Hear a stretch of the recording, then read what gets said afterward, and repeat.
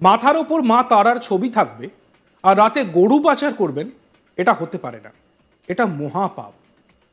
প্রসঙ্গ অনুব্রত মণ্ডলকে নিয়ে, কিন্তু এই প্রসঙ্গটা কে তুলছেন, কে বলছেন? বলছেন রাজ্যের এক নেতা, বিজেপির নেতা। তিনি প্রভাবশালী একজন নেতা, তিনি একজন বড় নেতা, তিনি একজন কেন্দ্রীয় প্রতিমন্ত্রী। রাজ্যের দণ্ডাধ্য প্রতাপ তৃণমূল নেতা অনুব্রত মণ্ডল সম্পর্কে মন্তব্য করেছেন বিজেপির এক নেতা। এই তৃণমূল নেতা সম্পর্কে এই মন্তব্য, বিস্ফোরক মন্তব্য করেছেন তিনি। তিনি বলছেন, এক সময় যার নামে বাঘে গরুতে এক ঘাটে জল খেত, তার নামে, এমনকি কোর্টে তার বিরুদ্ধে মামলা চলাকালীন একাধিকবার প্রভাবশালীর তকমা দিয়েছেন বিচারপতি। রাজ্যের এহেন প্রভাবশালী নেতা অনুব্রত মণ্ডল সম্পর্কে বরাবরই নরম ও স্নেহের মনোভাব দেখিয়েছেন রাজ্যের শাসক দলের নেত্রীও। গ্রেপ্তার করা হলেও তাকে জেলা সভাপতির পদ থেকে সরানো হয়নি। এবার আশা করি বুঝতে পারছেন আমরা অনুব্রত মণ্ডলের কথাই বলছি, কিন্তু কে বলেছেন সেটাও বলছি। ঠিক ধরেছেন, আমরা রাজ্যের মুখ্যমন্ত্রী তথা তৃণমূল নেত্রী মমতা বন্দ্যোপাধ্যায়ের সাধের কেষ্টমণ্ডল অর্থাৎ অনুব্রত মণ্ডলের কথা বলছি। সম্প্রতি অনুব্রত মণ্ডল নাকি বলেছেন তিনি পাপ করেছেন, আর এই মন্তব্য নিয়ে প্রতিক্রিয়া জানিয়েছেন কেন্দ্রীয় শিক্ষা প্রতিমন্ত্রী তথা রাজ্যের বিজেপির রাজ্য সভাপতি সুকান্ত মজুমদার।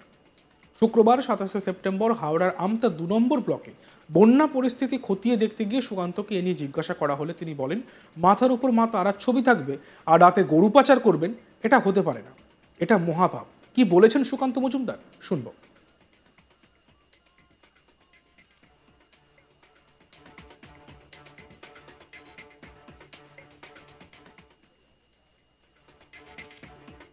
উনি পাপ করেছেন, আমার মেয়ে জেলে ছিল, কানলেন, পাপ তো করেছেন। মাথার উপরে মা তারার ছবি লাগিয়ে রাখবেন আর রাত্রিবেলা গরু পাচার করবেন, এটা তো হতে পারে না, এটা মহাপাপ। বলছি দাদা, 24 ঘন্টার মধ্যে 2টো মিল বন্ধ, যেখানে 8000 কর্মী পুজোর আগে তাদের প্রতি বছরই তো হয়। একের পর এক চটকল বন্ধ হয়ে যাচ্ছে, একের পর এক পাটকল বন্ধ হয়ে যাচ্ছে। শিল্পনীতি নেই রাজ্যে। ট্রাম বন্ধ করে দেওয়া হলো, দেখলেন সেখানে কি হবে? সব বড় বড় কোম্পানিকে দিয়ে দেওয়া হয়েছে। কী হবে? ওখানে বাড়ি তৈরি হবে, বিক্রি হবে, বড় লোকেরা থাকবে। সাধারণ মানুষ কোথায় হবে? সাধারণ মানুষ ওখানে গিয়ে জিয়ের কাজ করবে, কেউ দারোয়ান হবে। এই তো হচ্ছে। শিল্প কোথায় হচ্ছে? ওই ট্রামের বন্ধ করে যদি ওই ট্রামের জায়গাগুলোতে কোনো শিল্পকে আনতে পারতো মুখ্যমন্ত্রী, আমরা তাও ভাবতাম যে হ্যাঁ ভালো কাজ করেছে। যেখানে আমাদের বেকার যুবক যারা কলেজ থেকে গ্র্যাজুয়েট হচ্ছে বা স্কুল থেকে পড়ে বা পাস করছে বা ভোকেশনাল ট্রেনিং নিচ্ছে, মোবাইল রিপেয়ারিং থেকে শুরু করে, তারা কাজ পেত।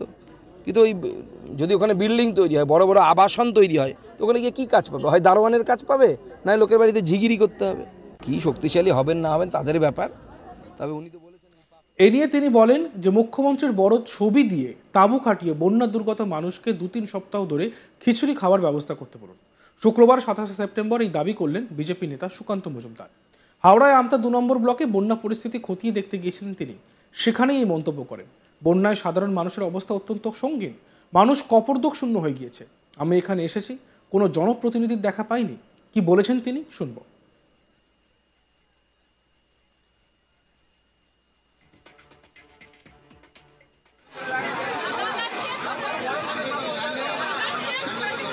আপনার ছবি দিয়ে বড় করে তাঁবু খাটান, সেই তাঁবু থেকে আপনারই ছবি থাক, কোনো অসুবিধা নেই। সেখান থেকে বিডিওদেরকে বলুন খিচুড়ি দেওয়ার ব্যবস্থা টানা যেন চলতে থাকে, আগামী কম করে 2-3 সপ্তাহ যেন চলতে থাকে। কারণ এখানে মানুষ যতদিন না জল নামছে ততদিন মানুষকে খাওয়ানোর ব্যবস্থা করা উচিত। কারণ এখানে মানুষের কপর্দক শূন্য হয়ে গেছে, পরে পয়সা করি সমস্ত জমি জলের তলে চলে গেছে। ভয়াবহ।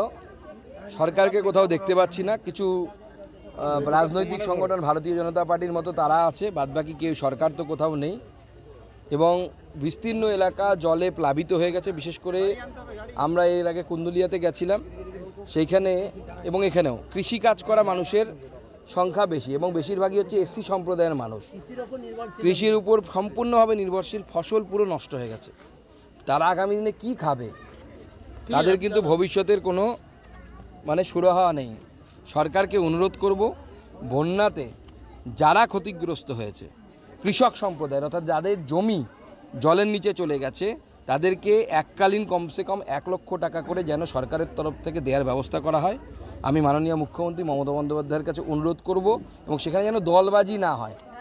যার জমি নেই সে চাকরি করে, তৃণমূল নেতা হলে সে যে টাকা পেয়ে যাবে, আর যে গরিব মানুষ সে কেঁদে কুটে মরবে তৃণমূল করে না বলে, বা তৃণমূল নেতাদেরকে ঘুষ দিতে পারবে না, যেন সেটা যেন না হয়। সেই জন্য চাষিদেরকে, প্রকৃত চাষি যারা জমিতে কাজ করছে, হয়তো জমি নিজের নেই, অন্যের জমিতে কাজ করে, ভাগ চাষি, তাদেরও কথাটা যেন ভেবে দেখা হয় এবং এদেরকে সাহায্যের ব্যবস্থা ইমিডিয়েট করা উচিত। সেটা রাজ্য সরকারকে চাইতে হবে, কেন্দ্র সরকারের কাছে তো আমি সরাসরি চাইতে পারবো না। আমাদের প্রত্যেকেরই দায়িত্ব কর্তব্য ফিক্স আছে।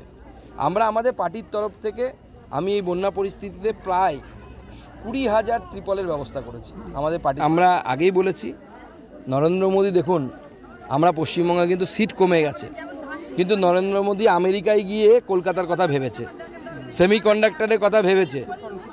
তো কিন্তু আমার মাননীয় মুখ্যমন্ত্রী এবং তৃণমূল কংগ্রেসের উপর পূর্ণ ভরসা আছে যে ওই ফ্যাক্টরি এখানে প্রতিষ্ঠা হওয়ার পর তৃণমূলের তোলাবাজির ঠেলায় 6 মাসের মধ্যেই কোম্পানি এখান থেকে ছেড়ে চলে যাবে, গিয়ে ব্যাঙ্গালোরে চলে যাবে অথবা উত্তরপ্রদেশে চলে যাবে। তোলাবাজি বন্ধ না করলে কোনো শিল্প হবে না। একজন শিল্পপতি 1000 কোটি টাকা 2000 কোটি টাকা ইনভেস্ট করবে, সে তোলাবাজদের সাথে কথা বলার জন্য করবে? কেন করবে? তার কোন ঠাকা পড়েছে? তাকে তো গোটা বিশ্ব ডাকছে যে এসো এখানে শিল্পপতি, উত্তরপ্রদেশ ডাকছে, হায়দ্রাবাদ ডাকছে, অন্ধ্রপ্রদেশ ডাকছে, আমাদের তেলেঙ্গানা ডাকছে, সব সেখানে চলে যাবে। আমরা আগেই বলেছি। এ নিয়ে আমাদের প্রতিনিধি বৈদ্যনাথ ঝায়ের একটি প্রতিবেদন আমরা দেখব। গ্রামীণ এলাকা উলবেড়িয়া আমতা পরিস্থিতি খতিয়ে দেখার জন্য উপস্থিত হয়েছিলেন কেন্দ্রীয় মন্ত্রী ও বিজেপি রাজ্য সভাপতি সুকান্ত মজুমদার। আমতা 2 নম্বর ব্লকের জয়পুর কুন্দুলিয়া গ্রামে এসে বন্যা পরিস্থিতি খতিয়ে দেখানো সেইখানকার যে গ্রামীণ যে মানুষ রয়েছেন তাদের সঙ্গে কথা বলেন। তিনি সেইখানে সরাসরি বলেন যে এইখানে যেইভাবে ত্রাণ শিবির দেখার জরুরি ছিল বা প্রয়োজন ছিল সেইভাবে তিনি দেখতে পারেননি, তার চোখে পড়েননি। এইখানে প্রয়োজন রয়েছে যে চাষিরা, মূলত যে চাষি রয়েছে, শিডিউল কাস্ট রয়েছে, যাদের জমি জলের তলায় রয়েছে, তাদের ক্ষতিপূরণ দেওয়ার জন্য রাজ্য সরকারকে বলেন। ও তিনি বলেন যে এইখানে বড় বড় তাঁবু খাটিয়ে এখানে লাগিয়ে আর যে ব্লকের যে রয়েছেন বিডিও তাদেরকে এইখানে ত্রাণ শিবিরে বসে তাদের সাহায্য করার জন্য। তিনি এর পাশাপাশি তিনি বলেন যে রাজ্যের মুখ্যমন্ত্রী এইখানে তার এই তাঁবুতে বড় বড় ছবি লাগিয়ে এইখানে বিডিও বা প্রশাসনিক যে আধিকারিক রয়েছেন তাদেরকে বলেন যাতে এই যে বন্যা কবলিত যে এলাকা রয়েছে তাদের যে মানুষ রয়েছে তাদের যাতে ত্রাণ দেওয়া হোক। অন্তত 2 থেকে 3 সপ্তাহ এই ধরনের ত্রাণ শিবির চালানোর প্রয়োজন রয়েছে, এমনটাই মনে করেছেন। এর পাশাপাশি তিনি বলেন যে গত 5 বছরের মধ্যে কতবার এইখানে কোন ইঞ্জিনিয়ার এসছে সেটা আপনারা এলাকার বাসী থেকেই জানতে পারবেন। কারণ একটা যে বাঁধ রয়েছে সেই বাঁধের জল ধারণের ক্ষমতা থাকে 5 বছর বা 10 বছর পর এইখান থেকে যে রয়েছে যে এই খাল থেকে যে পলি জমে যায় সেই পলিগুলো। দেখুন আজ তাক বাংলা, সাবস্ক্রাইব করতে ভুলবেন না।